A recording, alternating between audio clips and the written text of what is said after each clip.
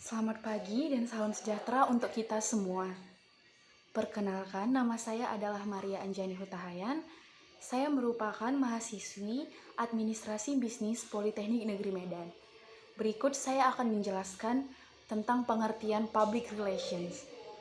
Public relations adalah melakukan semua bentuk komunikasi yang terorganisir atau terencana, yang diarahkan ke publik, yang berlandaskan saling pengertian untuk mencapai tujuan bersama. Nah, PR itu juga dapat dikatakan sebagai proses komunikasi dan jembatan penghubung. Yang kedua, saya akan menjelaskan sejarah perkembangan public relation di Indonesia dan juga di dunia. Nah, perkembangan public relation di Indonesia ini secara konsepsional terjadi pada tahun 1950. Perkembangannya di Indonesia mengikuti kondisi politik kenegaraan kita pada saat itu. Nah, seiring berjalannya waktu, secara konteks yang lebih modern, public relation ini dimulai pada tanggal 18 Agustus 1945. Dan Pertamina adalah perusahaan pertama di Indonesia yang menggunakan public relations.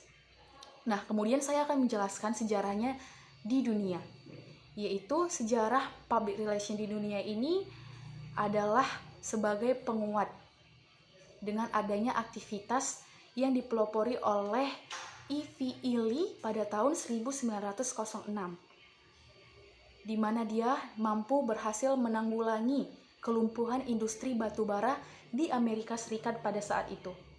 Nah, karena itulah beliau itu dijuluki sebagai the father of public relations. Nah, selanjutnya saya akan menjelaskan perbedaan tentang public relations, marketing, dan juga advertising. Nah, public relations itu berbicara tentang bagaimana membentuk suatu citra perusahaan yang baik. Kemudian, public relation itu menyebarkan informasi-informasi yang berhubungan dengan perusahaan untuk meningkatkan pemahaman publik tentang perusahaan atau organisasi tersebut. Nah, marketing ini berbicara tentang strategi. Bagaimana strategi dalam memasuki sebuah pasar. Nah, kalau advertising di sini berbicara tentang informasi. Tentang informasi yang bersifat persuasif, di mana informasi ini bersifat membujuk atau mempengaruhi publik agar mau membeli produk yang ditawarkan. Nah, di sini saya akan selanjutnya menjelaskan peran dan fungsi public relation. Yang pertama yaitu peran public relation sebagai penasehat ahli, di mana fungsinya di sini public relation harus mampu menganalisis fenomena-fenomena atau masalah-masalah yang terjadi baik di dalam organisasi maupun di luar organisasi. Setelah menganalisis, kemudian membuat pemecahan masalahnya, membuat program pemecahan masalahnya, dan setelah itu mengevaluasinya. Yang kedua, peran public relation di sini yaitu sebagai fasilitator komunikasi, di mana fungsinya yaitu public relation sebagai jembatan penghubung komunikasi antara organisasi dan publiknya seperti itu.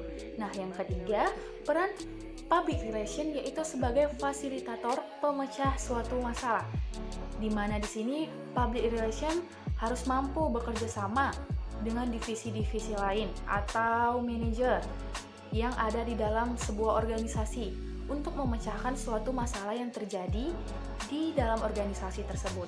Nah, yang terakhir, peran dari public relation ini yaitu sebagai teknisi komunikasi, di mana public relation harus mampu memiliki kemampuan jurnalistik yang baik.